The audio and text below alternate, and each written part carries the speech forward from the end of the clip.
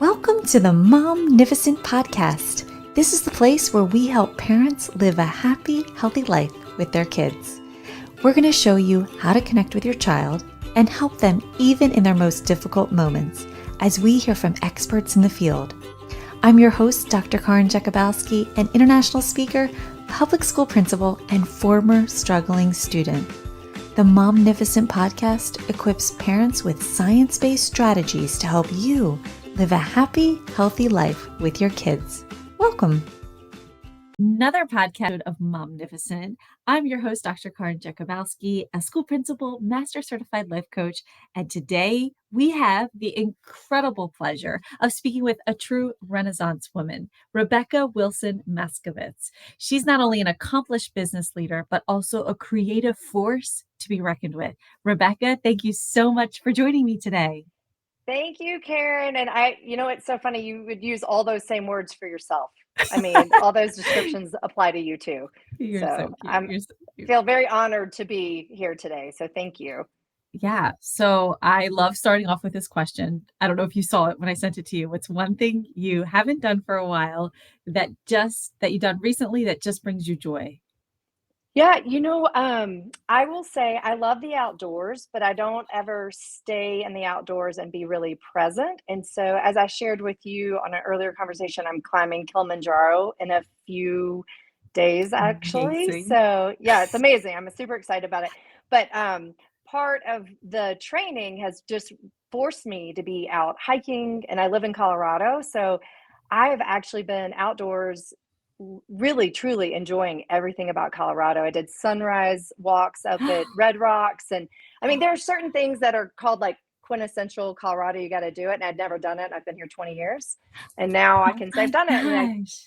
attribute it to this goal I've got for Kilimanjaro. Oh man, that's so cool. I know. When you said that, I was like, what? You're doing what? That's so cool. So we're gonna dive right in because Sure. your journey is just so inspiring. I mean, from when I met you, you told me about a book that you had written inspired by your son, Guion The Lion. And what I love about Yeah. this was last March.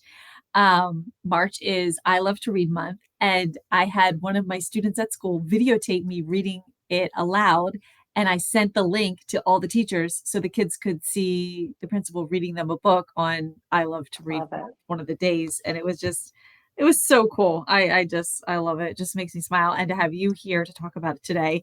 So can you share a little bit about your son, Guyan, who has Down Sure. syndrome, and why a children's book?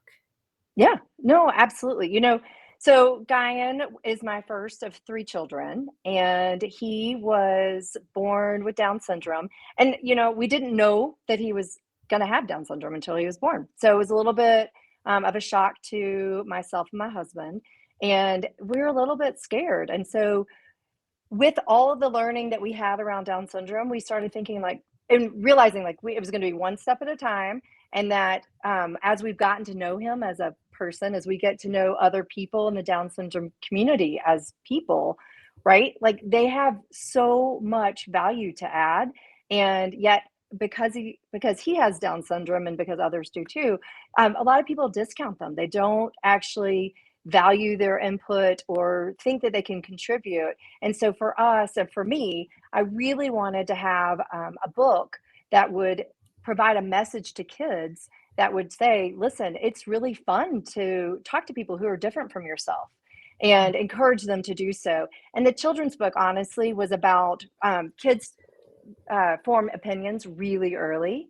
And so by doing a children's book, we're getting this message of open-mindedness and acceptance to them in an early age with the hope that they'll continue to stay open-minded as they get older. Yeah, and you know what's interesting about that is that I feel from my experience, not all kids, I don't want to make the general statement, but it's Sure. incredible how many young kids sometimes are just more open to our kids with disabilities and Mm-hmm. have like Mm-hmm. a no barrier. And sometimes it's just working with the adults to get over our own, I don't know, I Sure. want to call it a barrier, but it's just Yeah. fascinating when I see some of our students and they just, you're right. It's been formed in them at some point from something, but it's just Yeah. so cool to see how like they're kind of like open and engaging, and it's not a deal, and it's not a problem. It's not, you just kind of go with it. It's like they almost are like Right. little, they do the little lessons for us to take a lesson from and be like, okay, it's okay. Like Yes. because I was recently talking to a teen with autism, and I was so blown away by the one thing he told me. I said, like, what's one thing you wish people knew that maybe we don't know? And he was like, just find one thing to make us feel included. Just one simple thing. Mm, And that has stuck out to me at school. Like, I'll just put my little hand on one of the students' backs, or just something little just to notice and say hi, even if they don't respond. mhm. Just keep doing it. Just do something that makes them feel included. And yeah, I don't know what you said reminded me of that. No, I think that's great. One of the just to add to that really quickly, but, one I had someone ask me like, "Well, how do you talk to your son?" Like, and they were talking about it in more general terms, but I was like, I talk to him and I ask him questions and, I engage with him at because I know he likes certain things, and it's just you have to be able to, and willing to, engage and ask questions and get to know somebody as a person. Yeah, yeah, that's beautiful. Could you tell us about a specific moment or experience that reaffirmed the importance of empathy and understanding in your work? Sure. I will say because I do work for a family business, and one of the things I've learned, I am a pretty empathetic person, and I'm the type of person that should something be sad on TV, I might actually shed a tear over it. So I tend to feel others pain, if you will. Yeah, But what I have also found is I think it has really served me in the working world because I try to see the world from someone else's perspective. So if I'm having a difficult conversation with an employee of mine or team member of mine, I'm going to try to be direct because that's just my personality. But I also try to be kind because I'm putting myself in their shoes. And I know how I want to be spoken to, and I want to be respected, and I want someone to be kind, but I want to know what mm, I'm doing wrong and where I can fix things. So I feel like with my conversations with the people I work with, it's helped me tremendously there. that's so true. And it reminds me of this saying that I learned. I can't remember if I mentioned this to you on one of the calls. A person's behavior makes sense to them, even if we hear it or see it. We're like, "What? Are you kidding?" And when Hmm. you can like have that understanding that that person's behavior is making sense to them, like the behavior makes sense to the actor, I think the person put it, and I was like, wow. Like, even the other day, a parent wrote an email, and it can be like, "Are you kidding me? Like, what?" And then but somehow in that person's mind, that makes that's their world, that's their perception, that's making sense to them, and it's like, kinda reminds me of what you're saying, like stepping into their shoes and just, you know, you have that thought, your that perspective, and I respect that, and Yeah. that's huge. We all have our own filters, right? So I was born in the South. I've lived in Colorado for 20 years. I'm a mom, I'm a wife, I've got brothers and sisters, right? I mean, I went to college in North Carolina. Like all of those filters, I mean, there's an impact from every single thing I've done in my life. There's no way for you to be able to understand that just by meeting Yeah, me. But yeah, trying to be one I think one thing that I've have counseled others is to try to assume positive intent.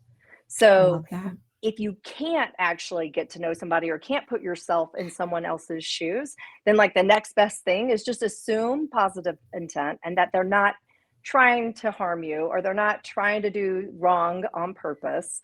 And Yeah. that it's because of all these different filters that they've got in their space that they're making different choices than you might make. Yeah, I feel like we're totally diverting from our original I know. conversation, but Sorry. I love this because it's just true, and because that also reminds me of, what do I love saying? Oh, I believe, that everyone is doing the best they can with everything they know, and they have the ability and the capacity to do at that moment. They're doing the best they can, and, like, starting with that premise, whether it's for me, it's like whether it's a Right. parent or a student or the teacher, I'm just like, "You know what? To them, that they're showing up as the best that they know and are capable of in that moment," and just moving forward with that. Yeah. Anyway, respect and Agreed. understanding. I love Yeah. it. I'm with you. So With such a diverse range of responsibilities that you have, how do you balance your professional career, your role as an author, and your philanthropic activities, and taking time for Sure. yourself and going on Yeah. hiking to Mount Kilimanjaro? Yeah, yeah, yeah, yeah. And Because you throw that's like the biggest question. Like everyone's like, how do you balance it all, right, right? So what's your right. word on Well, that? I would say, and you have to throw family in there, right? So, I mean, like everything. There's a lot. It's a Um, lot. I I will say that I have definitely prioritized myself in the sense that if I have to get a workout in, and so I make sure, but I do it in the sense that I do it before people are awake in my house. Mm. So I will make sure that is happening in my space. Um, I will also say my husband's fantastic. Well, and don't get me wrong, marriage is not always easy, but he is really good about sharing responsibility. So there is, I feel I have some more freedoms because I'm able to say, hey, you go grab kids and I'm going to do XYZ for work or whatever the case may be. Right. But from a philosophical standpoint, I was told once there is no such thing as balance, and it is about graceful imbalance. And the visual for that is so perfect for me because you have so many balls in the air, right? And Yes. it's that juggling act. So at some point, there's a ball in the air, and then there's a bunch of other ones everywhere else. But as long as they're not dropping on the ground, you're doing okay. So you might be focused on one item and the other ones are kind of in motion, but at a lower Mm. level. And then the other one comes up and now you're focused there. So I love the visual around graceful imbalance. That's so good, and that's so true. I remember I was doing an interview with a guest, and I was like, "So, what about work-life balance?" And they were like, "There is none. Like, Right. just get over it. It doesn't exist." Because everyone's like, "Well, how do you like balance it?" And you do. It is important to prioritize yourself. It's important to take care of yourself. We're just going to burn ourselves out if we don't at some point stop, put on the brakes, do something. Right. And I love over time, I've learned that it could be a minute, it could be 15 minutes, it Exactly. could be 10 minutes. I had this like false ideal that it had to be like a whole day, doing something Hmm. or only if it was like a massage. And like one of actually another person I interviewed was helping me understand. And I was like, oh, that's so good. So now I try to help also moms with that because it could be something as simple as taking a few breaths or taking a walk Sure. or giving yourself a pedicure, a manicure, or it Yeah. doesn't have to be a whole half day event. No, to your point, just minutes. It can be 10 Yeah, minutes, 15 and it minutes, just does. something that allows you to Oh, reset. a nap. A nap does it for Oh, me, actually. I'm like, on the weekend, I'm like, I'm gonna give myself because I talked about how early we wake up in the morning and yes. get to work. Yeah, Um, exactly. so I don't think we talked about this on our pre-call, but tell me what you think about how your involvement with organizations like the Denver Zoo and Constellation align with the themes you Sure. explored in your book. Sure. Yeah. No, for sure. So the Denver Zoo work is more just about my animal passion and where the animals of Guy and the Lion came from, right? So that's probably where that most aligns. And about caring for people who can't care for themselves, which would be our zookeepers for our animals, for sure. Um, Constellation is on a pause right now, but that particular group was purely focused on early childhood development. And I've always appreciated it, but I didn't appreciate it to the level at which I do now, because that 0 to 5 time frame is such a formative time for children, and that's about just making sure kids feel loved and accepted and seen and making sure they have everything that they need to become really good, strong, contributing adults. And I feel like with Guy and the Lion and the messaging we have about openness, inclusivity, et cetera, perfectly aligns with all of that too. Mm, I love that. And what future adventures or messages can readers expect from Guy and the Lion? Because you and I were kind of talking about that a little bit. Yeah, yeah, You yeah. want to You say know, anything about it or oh, your sure. I mean, I can dreams? share. Yes, for Yeah. sure. I'll Yeah. say our focus right now has been on some coloring and activity books, some kindness cards, and then we even have done a Spanish version of Guion the Lion and a Swahili version of Spanish. I want to take it with me, so I'm taking it with me Oh next week. my Yeah, gosh, I'm that's super so excited. cool. Do you I know have, people there? I do. So Oh I have some.